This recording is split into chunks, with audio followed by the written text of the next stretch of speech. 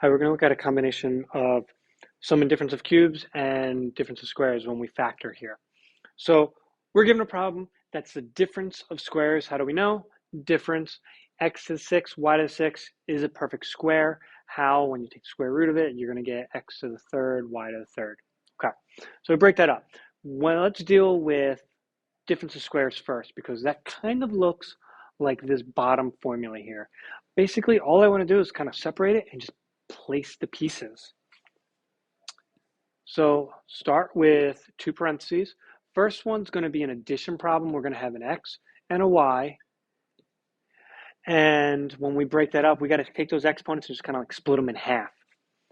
Next group's going to be the same, but this time with a minus, and our exponents are going to get split. Again, the other half, 3 and 3. Because remember, when we multiply our numbers, they actually add the exponents. Okay, so the difference of squares part is done. Now we're left with a sum and difference of cubes. Okay, first group, first parenthesis, I'm going to look at that. My a is x, my b is y here. So I want to take those numbers and substitute them basically right into this formula. I'm going to be left with a plus b, and now we got to fill in this big ugly chunk. We're going to take a, square it, which is x. Ooh. X, y. Our a value is x. We're now going to subtract a times b, which is x times y. And then we're going to add b squared, which is really y, to the second power. We just factored that first group. Can you do the same thing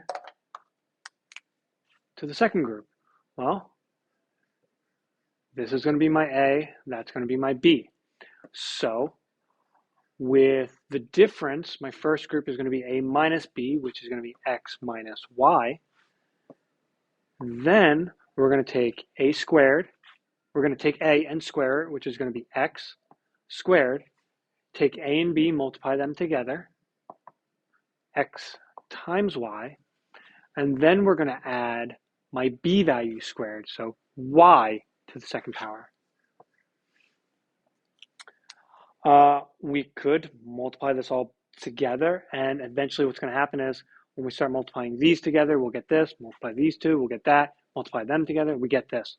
But the idea of factoring is breaking things up into as many parts as we can break them up into, and this is our big, ugly answer when we have to do both do all three of the difference of squares and the sum and difference of cubes.